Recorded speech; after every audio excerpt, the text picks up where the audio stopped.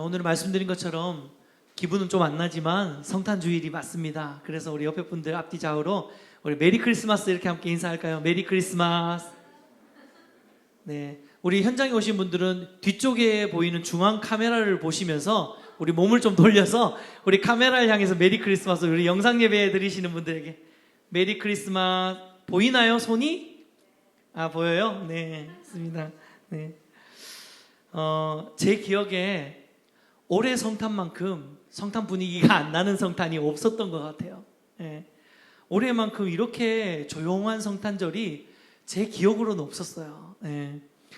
12월이 되면서 코로나 확진자 숫자가 또 막 기하급수적으로 확 늘어나는 바람에 사실 성탄이니 뭐 송년이니 이런 분위기들이 쑥 들어가 버렸죠. 이런 분위기들이 다 무색해될 만큼 그런 어떤 시즌이 되어버렸습니다. 하지만 제가 이전에도 한번 말씀드린 적이 있는데 이 코로나 기간을 1년 동안 보내면서 제가 깨달은 뭐 진리라고 하면 좀 거창하고요. 깨달은 사실이 하나 있어요. 한번 따라해 보겠습니다. 멈추게 하실 때에 보게 하시는 것이 있다. 이 멈추게 하실 때에 보게 하시는 게 있다는 거예요. 지난 한 해 동안 마음껏 현장 예배를 드리면서 자유롭게 예배를 드리지 못하는 상황들을 우리가 경험했잖아요. 뭐 초유의 사태였죠, 사실은. 이 뭐 전쟁통에도 예배를 드렸다라는 이야기들을 막 엉망 들었는데 6.25 전쟁 때도 주일날엔 예배 드릴 수 있었다라고 이야기를 하시더라고요. 그런데 이렇게 뭐 전시 상황과도 보다 훨씬 더 심각하게 예배 자체를 못 드리는 이런 상황들을 우리는 겪으면서 언제까지나 우리에게 늘 허락되어지는 것처럼 느꼈던 그 예배가 허락되지 않는 날이 올 수 있구나라는 생각들을 해보게 됐고요. 그리고 마음껏 찬양하고 마음껏 경배하고 또 이렇게 주일에 한 번씩 모여서 공예배를 이렇게 드리다가 이 공예배가 드려질 수 없는 상황에 처하니까 어땠어요, 여러분? 우리가 개인의 어떤 영성, 개인의 영적인 상황, 개인의 예배를 돌아볼 수 있는 계기가 또 되었죠. 네. 이게 뭐 나빴던 것만은 아닙니다. 코로나를 통해서 우리가 생각하지 못했던 것들을 깨닫게 했고 또 점검하지 못했던 것들을 점검할 수 있도록 그런 계기가 되었던 게 바로 코로나죠.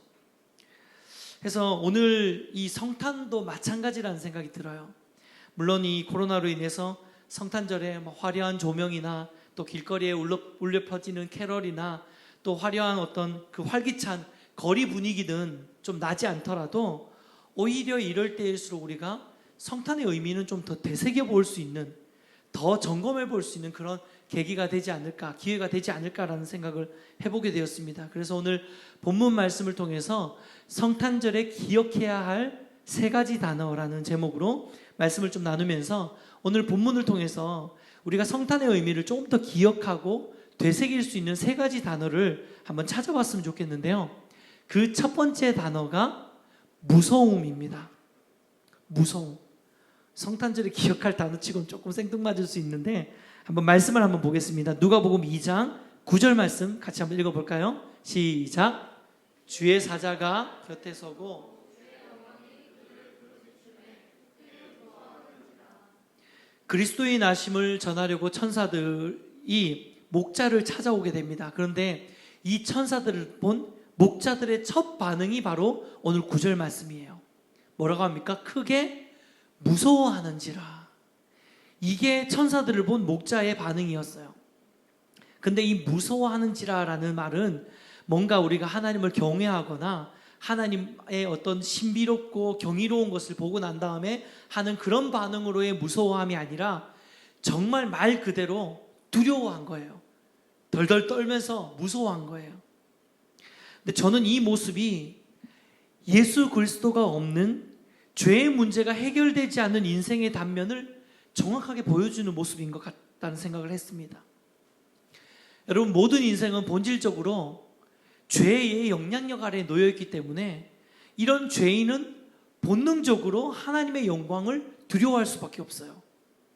본능적으로 하나님 영광 앞에 섰을 때 오늘 이 목자들이 반응했던 것처럼 무서워할 수밖에 없는 존재가 바로 죄악된 죄인의 자리에 있는 인간의 존재라는 것입니다. 그래서 구약의 백성들이 오늘날 신약에 있는 저와 여러분들이 예를 들자면 하나님 이곳 가운데 임재하여 주십시오. 하나님 우리를 만나 주십시오. 주의 얼굴 보기 원합니다. 막 이런 어떤 기도나 혹은 뭐 이곳에 오셔서 이곳에 앉으소서 이런 찬양을 드리는 걸 보면 구약에 있는 백성들은 이해할 수가 없을 거예요. 저 제정신으로 드리는 고백이냐 이렇게 이야기할 수 있는 그런 고백을 우리는 지금 드리고 있어요. 왜냐하면 구약적인 사고로는, 구약적인 관념 안에는 죄악된, 죄인된 인간이 하나님의 얼굴을 대면하는 것은 곧 죽음을 뜻하는 것이기 때문이에요. 대면할 수 없는 거예요. 우리는 하나님 얼굴 보면 죽는 거예요. 왜냐하면 우리는 거룩하지 않는데 거룩하신 하나님을 만나면 그것은 죽음을 의미하는 것이기 때문에 구약 백성들은 지금 우리가 드리고 있는 이런 하나님의 얼굴 보기 원합니다 이런 고백들을 정말 이해할 수 없을 거예요. 이 대표적인 예로 이사야 6장 5절 말씀을 들 수 있는데, 하나님의 영광 앞에 선 이사야가 어떤 고백을 했는지 함께 읽어볼게요. 시작. 그때 내가 말하되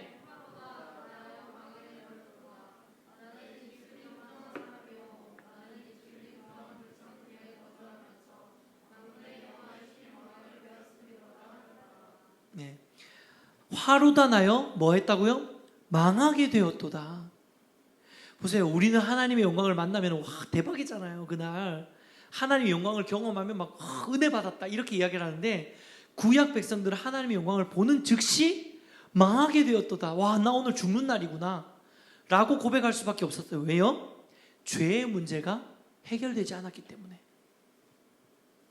이렇듯 죄의 문제가 해결되지 못한 인생은 그 인생 가운데, 그 존재 가운데 피할 수 없는 무서움, 두려움을 안고 살아야 하는 것입니다. 그런 의미에서 천사들이 이 목자들에게 찾아갔을 때 목자들이 느꼈던 것도 바로 두려움이었던 거예요. 근데 저는 이 목자들에게 천사들이 가장 먼저 찾아가서 예수 그리스도의 탄생을 계시하여 주고 말해 주었다는 이 사실이 굉장히 의미가 있는 것 같아요. 왜냐하면 목자들은 당시에 가장 낮은 계층이었고 가장 신뢰받지 못했던 직업이었기 때문이에요. 흔히 우리가 목자를 생각하면, 여러분 목자 이러면 어떤 이미지예요? 되게 막 선량한 이미지 아닌가요? 그렇죠? 목자 이러면 뭔가 선량하고 따뜻하고 막 양을 이렇게 안아주고 막 이런 이미지가 강한데, 사실 당시 1세기에 양을 치던 그 목자들의 이미지는 이런 이미지가 아니었어요. 예. 목자들은 당시에 우리가 그 양을 치는 목양을 하던 방법을 좀 이해하시면 이해가 되는데요. 우리 성경 시대에는, 성경 당시의 시대에는 양을 어떻게 쳤냐면, 양을 뭐 이렇게 우리에 가두어서 친 게 아니라 방목을 했습니다. 이 방목을 했는데, 방목을 했다는 건 뭐냐면 이 목초지를 따라서 양들을 데리고 다니면서 풀어서 키웠다는 거예요. 그러면은 이 집 근처에 있는 목초지에서만 양들을 키운 게 아니라 이 양들이 먹을 수 있는 풀을 찾아서 여기저기로 다니면서 이렇게 목자들이 양들을 끌고 다니면서 이렇게 유목을 했다는 거죠. 그래서 유목민이었어요, 목자들은. 자, 그러다 보니까 이 양들의 실제적인 주인들이 양을 키웠던 게 아니라 양의 주인들이 고용된 목자에게 유목 생활을 할 수 있도록 이렇게 고용을 시켜서 양을 키웠어요. 그러다 보니까 이 주인이 없는 상황 속에서 목자들이 먼 곳으로 돌아다니면서 몇 주나 혹은 몇 개월이나 이렇게 쫙 돌아다니면서 양을 키웠단 말이에요. 자, 그러면 이 사람들이 양을 정말 열심히 잘 키웠을까요? 주인도 없는데? 아니겠죠. 예. 주인이 없는 상황이기 때문에 목자들이 성실하게 양을 키우지 않았어요. 그리고 정직하지도 않고 심지어는 종종 주인의 양을 도적질해서 팔기도 했어요. 왜냐하면 밖에 나간 상태에서 새끼 양들이 이렇게 태어날 수 있는데, 그러니까 주인은 자기 양이 몇 마리가 불었는지 알 수 없는 상황이죠. 그러니까 그 양들을 사람들에게 팔기도 하고 돈을 받고 팔기도 하고, 그런 부정직한 자리에 서 있었던 것들이 목자들이었고요. 심지어는 목자가 배가 고플 때 양을 잡아먹기도 했어요. 예. 주인의 재산인데 그걸 마음껏 이렇게 잡아먹기도 했어요. 그래서 왜 이런 이야기 하잖아요. 예, 목자가 양 잡아먹는다고 이런 이야기. 막 특별히 이게 청년 시절에 이렇게 사역자들이 뭐 이렇게 청년부에 있는 자매랑 이렇게 결혼하면 야, 이 목자가 양 잡아먹었다고 막 이렇게 막 이야기를 하는데, 뭐 저도 같은 의미에서 양을 잡아먹었기 때문에 별로 할 말은 없지만, 아무튼 이렇게 이런 목자들을 가지고 이제 성경에서는 이 주인의 양을 도적질하고 주인의 양을 성실하게 목양하지 않는 목자를 삭군 목자라고 이야기를 하는데, 이 요한복음 10장 12절 13절에 보면 이런 말씀이 나와요. 삭군 목자는 참 목자가 아니고 양도 자기 양이 아니라서 이리가 오는 것을 보면 양을 버리고 달아난다, 이런 말씀이 있어요. 이 말씀의 배경이 바로 이 목자가 고용된 목자였기 때문에 자기 양이 아니었다라고 설명하고 있는 것입니다. 이렇듯 당시에 가장 낮고 천하고 죄인이었던 그들에게 가장 먼저 구원의 복된 소식이 임한 것은 어떤 의미에서 지금도 저와 여러분에게 주시는 메시지가 있다고 저는 생각해요. 왜냐하면 지금도 우리가 멀쩡한 듯 괜찮은 듯 살아가고 있지만 사실은 말도 못할 죄인의 자리에 서 있는 우리에게 먼저 하나님이 그 복음의 기쁜 소식을 전해주셨다는 거예요. 세상적으로 봤을 때 가장 낮은 사람, 세상적으로 가장 초라한 사람, 세상적으로 가장 죄가 많았던 우리에게 하나님께서 그 구원의 소식을 먼저 가지고 전해주셨다는 것입니다. 사랑하는 여러분, 예수 그리스도께서 마치 목자와 같이 죄악 가운데 살아가는 저와 여러분의 삶 속에 구원자로 오셔서 모든 죄와 또 어두움의 영향력과 또 이 무서움 가운데서 우리를 건져내셨습니다. 그리고 이 무서움과 두려움의 문제를 단번에 해결해 주셨다는 사실을 우리가 기억해야 되는 줄 믿습니다. 그래서 우리가 이 성탄절에는 성탄의 기쁨과 예수님이 이 땅에 오신 것에 대한 기쁨과 즐거움과 이런 것들을 또 마땅히 누려야 되지만, 그 이전에 우리가 먼저 기억해야 되는 것은 예수님의 복음이 우리 삶 가운데 임하기 이전에 우리의 삶은 무서움과 두려움 가운데 처할 수밖에 없는 그런 존재였음을 우리는 기억해야 되는 줄 믿습니다. 그래서 오늘 성탄주의를 맞아서 정말로 우리가 이 무서움 가운데 있던 자들에게 하나님의 구원의 복된 소식을 허락해 주신 그것이 우리에게 감사와 또 찬양과 영광의 제목이 되기를 축복해 드립니다. 네. 두 번째로 성탄절에 기억해야 되는 두 번째 단어는요, 평화라는 단어예요. 14절 말씀 한번 볼까요? 14절 같이 읽겠습니다. 시작. 지극히 높은 곳에서는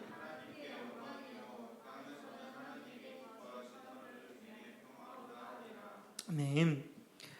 예수님이 이 땅에 오셔서 하신 많은 사역들이 있어요.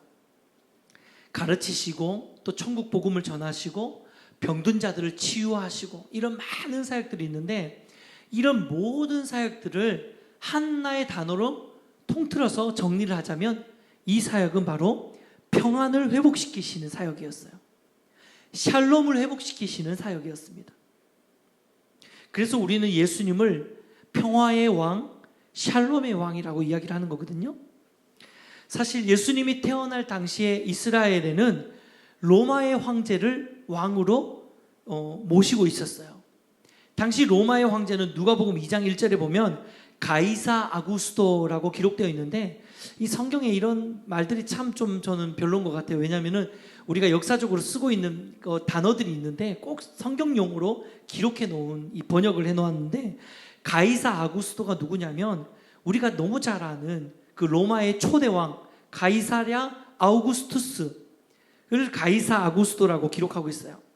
이 가이사랴를 가리키고 있는데, 이 가이사랴가 당시에 예수님께서 이 땅에 오셨을 당시에 유대가 섬기고 있었던 왕이었습니다. 로마의 황제였어요. 근데 여러분, 이 가이사랴가, 이 카이사르라고 하죠. 이 가이사랴가 이 집권했을 때부터 시작해서 세계사적으로는 이 시기가 팍스 로마나라는 시대입니다. 이 팍스라는 말은 라틴어인데요, 평화라는 것을 뜻하거든요. 그래서 로마가 이룩한 평화의 시기란 뜻이에요. 그래서 이 카이사르부터 꽤 오랜 시간 동안 팍스 로마나 시대가 지속이 되는데요, 로마 제국이 가장 큰 번영을 누렸던 시대입니다. 하지만 우리가 이 시대를 좀 역사적으로 한번 생각해 봤을 때 팍스 로마나가 정말 팍스 시대가 맞았나요? 평화의 시대가 맞습니까? 여러분, 세계사적으로는 이면적으로 보이는 것은 그 시대에 뭔가 로마가 큰 힘을 가지고 집권해서 많은 나라들을 통치하면서 평화의 시대가 이루어진 것처럼 보여지지만, 사실 엄밀한 의미의 그 시대는 진짜 팍스 시대가 아니었어요. 왜냐하면 이 평화를 얻기 위해서 얼마나 많은 그 피 흘림이 있었고요, 그리고 이 평화를 지키고 유지하기 위해서 처절한 몸부림이 있었다는 것을 우리는 너무 잘 알고 있습니다. 그리고 눈에 보이는 것은 평화이지만 이 평화를 유지하기 위해서 얼마나 그 위정자들이 하루하루를 불안에 떨면서 살았는지 우리는 잘 알 수 있습니다. 결국 우리가 깨달아야 되는 것은 뭐냐면, 인간이 이룩한 평화는 온전한 평화가 이 땅 가운데 이루어질 수 없다는 거예요. 사람이 이룩한 평화는 절대로 완전한 평화가 될 수 없고 완전한 샬롬이 될 수 없습니다. 그래서 우리에게 필요한 것은 팍스 로마나가 아니고 팍스 그리스도예요. 예수 그리스도께서 우리에게 허락하여 주시는 그 평화, 예수님으로 인해서 우리 삶에 온전히 회복되어지는 그 샬롬이 우리 삶 가운데 있을 때 우리에게 진정한 평화가 임하게 되는 줄 믿습니다. 예. 그런데요, 예수님께서 이 십자가의 달리심으로 인해서 우리의 모든 죄의 문제를 해결해 주시고 우리에게 완전한 평화를 허락해 주신 줄 믿습니다. 할렐루야. 네. 예전에 제가 꽤 오래전에 죄를 짓고 오랫동안 다니다가 붙잡힌 사람의 인터뷰를 본 적이 있어요. 참 인상적이라서 제가 아직까지 기억하고 있는데, 오랫동안 죄를 지은 상태로 안 잡히고 막 돌아다니다가 이 공소시효 전에 이렇게 잡힌 그 사람이 인터뷰를 하는데, 이 사람이 한 이야기가 참 인상적이에요. 이 사람이 정말 오랜 시간을 잘 도망다녀가지고 경찰에게 안 잡히고 그렇게 잘 도망다니다가 잡혔는데, 이 사람이 도망다니는 모든 시간들이 너무너무 힘들었다는 거예요. 그래서 이 사람이 어떤 인터뷰를 하냐면, 오히려 잡히니까 마음이 편안합니다, 이런 이야기를 하는 거예요. 이게 너무너무 재밌는 이야기, 아이러니한 이야기잖아요. 여러분, 죄의 문제가 해결되지 않는 상태로 살아가는 하루하루는 절대로 평안할 수 없습니다. 절대로 평안할 수 없다는 거예요. 그래서 예수 그리스도를 통해서 이 죄의 문제가 해결된 사람만이 하나님이 허락하시는 참 평안 가운데, 참 평화 가운데 나아갈 수 있게 되는 줄 믿습니다. 예수님이 바로 이 땅에 오셔서 하신 사역이 바로 그런 사역이에요. 특별히 예수님의 공생애 기간을 한번 보면요, 예수님이 공생애를 지나시면서 공생애 내도록 그 백성들을 만나시면서 하신 사역들이 다 뭐냐면, 죄와 사망의 권세에서 건져주시고 또 인생의 모든 문제들 가운데서 평안을 회복시켜 주시는 사역을 예수님이 하신 거예요. 그래서 예수님의 공생의 사역을 가장 잘 볼 수 있는 이 사복음서, 이 사복음서 공간복음을 이렇게 묵상하다 보면요, 재밌는 장면이 나오는데, 예수님이 이 병든 자를 치유해 주시고 난 다음에 그들에게 다 치료하고 난 다음에 이제 건강해졌다, 앞으로 건강 조심해라 라고 이야기하시는 것이 아니라, 눈먼 자, 병든 자, 찢긴 자, 이런 자들을 다 치유해 주시고 난 다음에 예수님이 뭐라 그러냐면 평안히 돌아가라 라고 이야기를 하신 장면을 볼 수 있어요. 너무 재밌잖아요. 회복시켜 주신 다음에 앞으로 건강히 살아라 이렇게 이야기해 주셔야 되는데, 그게 아니라 평안히 돌아가라. 여러분, 예수님은 육신의 건강뿐만 아니라 그 인생 가운데 샬롬을 회복시키시기를 원하셨던 것입니다. 할렐루야. 네. 이 샬롬을 회복하기를 원하시는 것이 바로 저와 여러분의 삶에도 동일한 줄 믿습니다. 하나님, 오늘 이 시간 저와 여러분 가운데도 예수 그리스도께서 우리 삶 가운데 임하시고 우리가 그 주님을 만나고 경험한 이것으로 인해서 삶의 모든 문제들 가운데, 육신의 모든 문제들 가운데 거기에서 고통받는 것이 아니라 평안하라, 샬롬이라고 말씀하시는 거예요. 사랑하는 여러분, 오늘도 하나님께서는 평안을 잃어버리고 살아가고 있는 우리의 삶 가운데 찾아오시고 우리의 삶을 돌아보시고 다시 평안을 회복시키시기를 원하시는 분인 줄 믿습니다.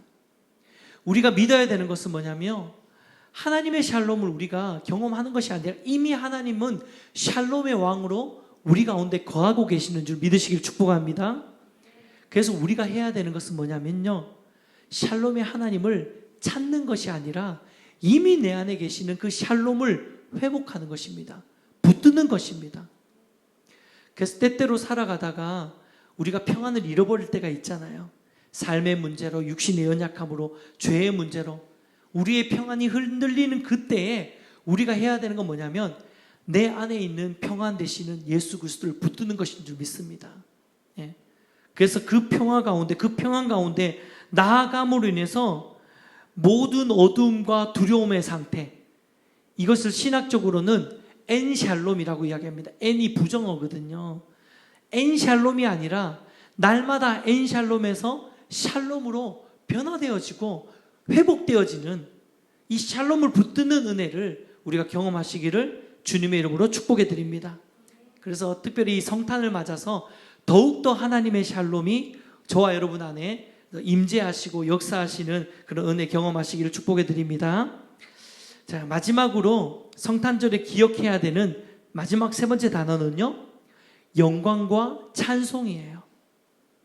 누가복음 2장 20절 말씀 읽어보겠습니다. 시작.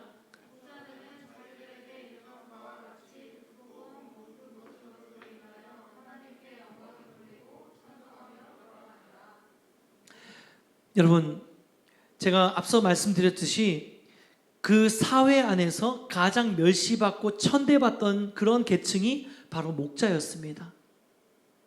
목자들도 그것을 알았을 거예요.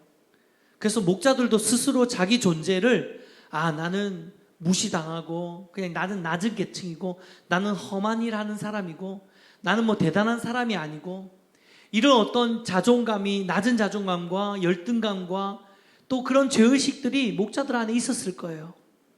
그런데 이랬던 목자에게 천사들이 찾아가서 예수님께서 메시아 되시는, 구원자 되시는 예수님이 이 땅 가운데 오셨다는 이 복음의 소식을 전하고 이 복음을 경험한 목자들의 삶이 어떻게 변화되어졌냐면요, 20절 말씀에 영광을 돌리고 찬송하며 돌아가는 예배자의 인생으로 변화되어지는 것들을 우리는 보게 됩니다. 할렐루야, 이것이 복음의 능력이에요. 하루하루 소망 없이 무의미하게 살아가던 목자들이 복음의 기쁜 소식을 들은 후에 그 길로 곧장 베들레헴으로 달려가서 아기 예수가 나신 그 마구간을 찾았을 거 아니에요. 어디에 있지, 어디에 있지, 어디에 있지 이러면서 마구간을 찾아서 예수님을 발견하고 그 예수님과 함께 있는 예수님의 가족들에게 자신이 천사들에게 받았던 그 복음의 메시지를 전했을 거라는 거예요. 이 아이는 하나님의 아이입니다. 이 아이는 하나님께서 보내신 메시아입니다 라는 사실을 전했을 거라는 거예요. 그리고 이 말을 들었던 예수님의 가족들이 이걸 놀랍게 여겼다고, 그리고 마리아는 이것을 마음에 새겼다라고 오늘 본문이 이야기하고 있잖아요. 여러분, 이것이 얼마나 놀라운 변화입니까? 말 그대로 인생 역전이에요. 이게 놀라운 반전이에요. 여러분, 복음은 이런 능력을 가지고 있는 것입니다. 저는 이 장면을 생각하니까 가슴이 막 뛰더라고요. 베들레헴 말구에 나신 아기 예수님을 만난 목자들부터 시작해서 여러분 생각해 보세요. 갈릴리 어부 출신인 일자무식 그 제자들도, 그리고 세리와 창녀도, 눈먼 자 저는 자도, 그리고 지금 이곳에 있는 여러분도 그렇잖아요. 저와 여러분도 우리가 예수 그리스도의 복음을 만나지 않았다면, 예수님이 이 땅 가운데 태어나지 않으셨다면, 우리가 그 복음을 경험하지 않았다면 여전히 우리는 초라한 사람이에요. 별 볼 일 없는 사람이고 그냥 죄와 씨름하면서 하루하루 사는 사람이고 열등의식에, 낮은 자존감에 그렇게 살 수밖에 없는 사람이고 죄인 된 자리에 설 수밖에 없는 사람이었습니다. 근데 예수님께서 우리 인생 가운데 찾아오시고 우리가 무엇이건데 우리가 그 복음을 만나고 경험함으로 인해서 여러분이 예배자가 된 거예요. 사명자가 된 것입니다. 이게 하나님의 복음이 우리에게 주시는 축복인 줄 믿습니다. 네, 오늘 목자들도 마찬가지예요. 목자들을 보면요, 목자들은 하나님께 영광을 돌리고 찬송하는 예배자가 된 것뿐만 아니라 메신저가 되었어요. 하나님께서 자기에게 보여주신 그 복음의 메시지를 가지고 메신저가 되어서 담대하게 복음을 선포하고 있는 것입니다. 지금 복음을 경험한 자들은 하나님께 영광과 찬송을 돌리는 메신저, 복음을 전하는 사명자가 되고 복음을 전하는, 찬양하는 예배자가 되는 줄 믿습니다. 이것이 복음의 영향력이에요. 축복하는 것은 이 복음의 영향력이 저와 여러분의 삶을 정말 붙드시고, 우리도 마찬가지로 정말 복음의 메신저가 되고 또 하나님을 예배하고 찬양하는 예배자의 삶을 살아내시는 저와 여러분 되시기를 축복해 드립니다. 말씀을 맺겠습니다. 현대 물리학이 발전할 수 있는 기초를 마련한 톰슨이라는 영국의 물리학자가 있어요. 근데 이 사람이 발견한 것이 뭐냐면 전자예요. 그래서 지금 우리가 쓰고 있는 모든 전자제품의 이론적인 근거를 만들어 주신 분이에요. 엄청 고마워야 되죠. 특별히 우리 가정주부들, 전자제품 많이 쓰시는 분들, 이런 분들, 이분한테 다 고마워해야 되는 거. 톰슨이라는 분이에요. 근데 이 톰슨은 당대의 가장 뛰어난 물리학자로 1906년에 노벨 물리학상을 받습니다. 근데 더 놀라운 것은요, 1937년에 톰슨의 아들도 노벨 물리학상을 받아요. 대를 이어서 노벨 물리학상을 받는 굉장한 가문입니다. 근데 그뿐만 아니라요, 톰슨의 제자들 중에서, 그리고 톰슨과 함께 일했던 조수들 중에서도 무려 7명이 노벨 물리학상을 받았대요. 야, 이건 뭐 진짜 어마어마한 업적을 남긴 분이잖아요. 그래서 많은 사람들이 이 톰슨의 제자들과 가족들과 지인들과 톰슨을 아는 많은 사람들이 이 톰슨의 업적을 기리기 위해서 톰슨의 노년회 때에 정말 큰 연회를 만들어서 파티를 만들어줬다고 하더라고요. 그래서 뭐 아마도 우리로 치면은 약간 뭐라고 해야 되나, 환갑잔치 뭐 이런 정도 되겠죠. 이런 잔치 자리를 마련해서 톰슨에게 그 톰슨의 공로를 치하하는 자리를 만들었다고 합니다. 예, 그때 그 수많은 사람들이 모여 있는 자리에 어떤 사람이 톰슨에게 이런 질문을 했답니다. 톰슨 선생님, 당신이 일생 가운데 발견한 가장 위대한 발견이 무엇입니까? 아마 질문한 사람과 함께 많은 사람들은 아마도 톰슨이 전자의 발견을 이야기할 것이라고 생각을 했어요. 근데 톰슨이 거기에 있는 많은 사람들에게 확신 있는 말로 이렇게 이야기를 했다는 거예요. 내 일생 가운데 가장 위대한 발견은 예수 그리스도를 발견한 것입니다. 사랑하는 여러분, 예수님은 지금도 두려움 가운데 있는 우리의 평화가 되어주십니다. 그리고 여전히 죄로 인해서 두려워하고 있는 저와 여러분을 만나주시고 끊임없이 평강을 회복시켜 주신 분이십니다. 여러분, 지금 혹시라도 삶의 문제로 두려워하고 계시는 분들이 있습니까? 그 두려움 가운데 평화의 왕 되시는 예수 그리스도가 임하시기를 축복해 드립니다. 또한 그 평강의 왕 되신, 샬롬의 왕 되시는 주님을 우리가 만나고 우리 평생의 삶이 영광과 찬송이 넘치는 예배자의 삶이 되고 또 이 복음을 전하는 사명자의 삶이 되시기를 주님의 이름으로 축복해 드립니다. 복된 성탄입니다. 많은 사람들이 성탄의 분위기가 안 난다 그러고 실제로 정말 성탄인지도 모를 정도로 조용한 성탄절을 우리가 지나가고 있지만 우리의 마음 안에는 이 성탄의 기쁨과 성탄의 의미가 정말 용솟음쳐야 되는 줄 믿습니다. 하나님이 나를 위해서 이 땅에 오셨구나. 나를 위해서 이 땅에 오셔서 예수 그리스도로 인해서 내게 참 평안을 주셨고 나를 사명자로 인생 역전되게 만들어 주셨구나. 내 인생이 가치 있는 복음 전도자로 쓰임받는 인생으로 살 수 있도록 나를 회복시켜 주셨고 나를 만나 주셨구나.